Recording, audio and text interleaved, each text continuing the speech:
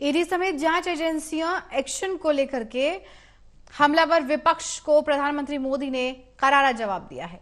PM Modi ने एक बार फिर दोहराया है कि वो भ्रष्टाचारियों पर एक्शन लेने के लिए प्रतिबद्धता जता रहे हैं।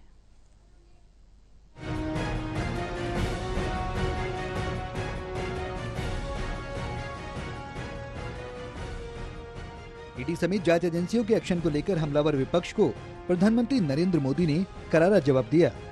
पीएम मोदी ने एक बार फिर दोहराया है कि वो भ्रष्टाचारियों पर एक्शन लेने के लिए प्रतिबद्ध हैं। प्रधानमंत्री ने कहा कि बीजेपी ने लगातार 2 बार लोकसभा में अपने बहुमत का इस्तेमाल देश को मजबूत करने के लिए किया, जबकि कांग्रेस ने अपने दशकों पुराने बहुमत का इस्तेमाल अपने परिवार को मजबूत करने के लिए किया। उन्होंने कहा कि अब विपक्ष भी मानता है कि तीसरे कार्यकाल के लिए सत्ता में एनडीए सरकार बनी रहेगी। प्रधानमंत्री ने विपक्षी दलों की उस आलोचना का भी जवाब दिया जिसमें कहा जाता है कि केंद्र सरकार द्वारा विपक्षी नेताओं को निशाना बनाने के लिए जांच एजेंसियों का इस्तेमाल किया गया। प्रधानमंत्री मोदी ने कहा कि उनकी सरकार भ्रष्टाचारियों के खिलाफ सख्त कार्रवाई करने के लिए प्रतिबद्ध है। ईडी को लेकर विपक्ष की आलोचनाओं का जवाब देते हुए पीएम मोदी ने कहा कि भ्रष्टाचारियों पर एक्शन के लिए प्रतिबद्ध हूँ। उन राज्यों में भी भ्रष्टाचार के खिलाफ कदम उठाए जा रहे हैं जहाँ बीजेपी सत्ता में है।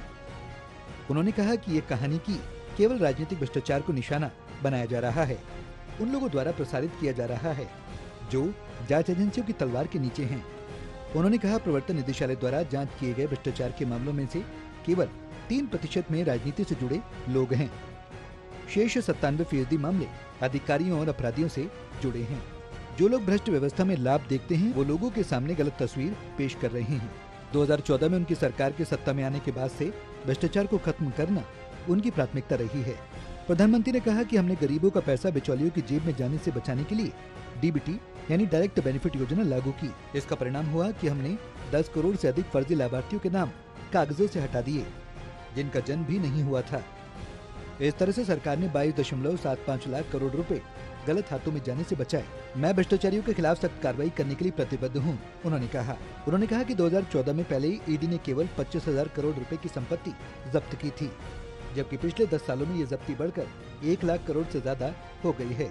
प्रधानमंत्री ने आगे कहा कि मैं लोगों को आश्वस्त करना चाहता हूं कि ऐसे लोगों के खिलाफ कार्रवाई बंद नहीं होगी जो देश के लोगों के कल्याण के लिए आए पैसे की चोरी करते हैं। National desk, total news.